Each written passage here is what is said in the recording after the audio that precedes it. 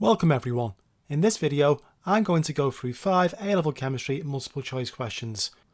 The questions are taken from the 2017 AQA Paper 3 and cover the ionic product of water, Kw, moles calculations, infrared spectroscopy, chiral compounds and organic reactions. Let's get started. Here's the first question. What is the pH of a 0.46 mole per decimeter cube solution of potassium hydroxide at 298 Kelvin? And we are given Kw at this temperature 1.0 times 10 to the minus 14 moles squared dm to the minus 6. Although we are given 4 options, I strongly recommend that in an exam situation we ignore these for calculations and simply work through the problem to get to the correct solution on our own. The formula for potassium hydroxide is KOH, so the potassium hydroxide concentration is equal to the hydroxide concentration. Kw is equal to the concentration of H plus ions multiplied by the concentration of OH minus ions. This defines the ionic product of water, and there's an expression that you should memorise. To find pH, we must first work out the H plus ion concentration. Rearranging the Kw expression gives H plus concentration is equal to Kw divided by OH minus ion concentration. Substituting the data from the question gives the H plus concentration equal to 2.1739 times 10 to the minus 14 mole per decimeter cubed. Next, you have to know that pH is equal to minus log to the base 10 of H plus ion concentration. Substitute the H plus ion concentration worked out previously gives a pH of 13.66. So for this question, the correct answer is option B, pH is equal to 13.66. Here's the next question. What is the mass in milligrams of carbon formed when 3.0 times 10 to the minus 3 moles of propene undergoes incomplete combustion? And as always, we are given 4 options to choose from.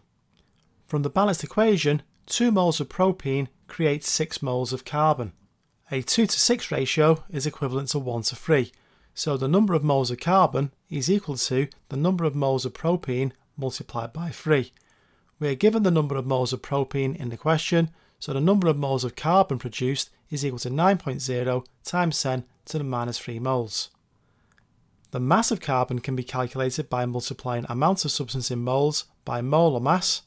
The molar mass of carbon can be found on the datasheet 12.0, so the mass of carbon works out to be 0.108 grams. We have to multiply by 1000 to convert grams to milligrams. I have also expressed this in standard form to match the options given in the question. The mass of carbon in milligrams is 1.08 times 10 to the 2. The correct response for this question is option C. Next up, we have a question on infrared spectroscopy. Which compound gives this infrared spectrum? 1-bromobutane, butan-1-ol, butanal, or butanoic acid? The datasheet provided in the exam will list the typical absorbances of some common bonds. However, you should familiarise yourself with the position and shape of key absorbances for bonds such as C-double bond O, alcohol OH and carboxylic acid OH. This infrared spectrum shows a C-double bond O absorbance at about 1750 per centimetre. This spectrum does not show an alcohol OH absorbance or a carboxylic acid OH absorbance. Going through the options, option A, 1-bromobutane, would not show the C-double bond O absorbance which is observed on this spectrum. Option B, butan-1-ol, would show an absorbance for the alcohol OH. This is not observed. Butan-1-ol also would not show the C-double bond O absorbance which is observed. Butanal is the correct response. This shows the C-double bond O absorbance. Option D, butanoic acid, would show the C-double bond O absorbance which is observed. However, butanoic acid would also show an absorbance for the carboxylic acid OH which is not observed. Here's the next question. Which pair of compounds does not form a racemic mixture when the compounds react? A racemic mixture is a 50-50 mixture of 2 enantiomers. Enantiomers are optical isomers. These are non-superimposable mirror images. Optical isomerism occurs in chiral compounds. If a carbon atom in a molecule is attached to 4 different atoms or groups, this is an asymmetric carbon and the molecule is chiral. Let's go through each reaction in turn. Option A is an example of electrophilic addition. Although the HCl electrophile is asymmetrical, the alkene is symmetrical, so only one product will form. The product in this case is 2-chlorobutane, and carbon atom number 2 is attached to 4 different atoms or groups, so the molecule is chiral and will exist as 2 enantiomers. There is an equal chance that each enantiomer will form, and so a racemic mixture is produced. A nucleophilic addition reaction is observed with the reactants in option B. Once again, the product is chiral and will exist as 2 enantiomers. There is an equal chance that each isomer will form, and so a racemic mixture will be produced. Option C is another example of an electrophilic addition reaction. The HCl electrophile is asymmetrical, and the alkene is also asymmetrical, so 2 position isomers will form. These position isomers are 2-chlorobutane and 1-chlorobutane. 2-chlorobutane has an asymmetric carbon indicated with an asterisk. 2-chlorobutane will exist as 2 enantiomers. There is an equal chance that each enantiomer will form, and so this will occur in a racemic mixture. And finally, option D. This is another example of a nucleophilic addition reaction. The product does not contain an asymmetric carbon, and so the product is not chiral and will not exist as 2 enantiomers. The correct response to this question is option D.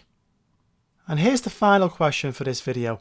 The reaction sequence shows how CH3CH3 can be converted into BrCH2 CH2Br. Which step occurs by nucleophilic substitution? And we're given a reaction scheme. Let's take a look at each step. Step A shows an alkane turning into a haloalkane. This occurs via radical substitution and will also require UV light and maybe 300 or 400 degrees Celsius. You should also be familiar with the mechanism for radical substitution reactions. Option C shows an alkene being synthesized from an alcohol. This happens with sulfuric acid and again is a mechanism that you should familiarize yourself with. Option D is electrophilic addition. Bromine is the electrophile in this case. The bromine adds across the carbon-carbon double bond to form the dihaloalkane. By process of elimination, the correct answer is option B. Sodium hydroxide provides the OH- nucleophile in this case.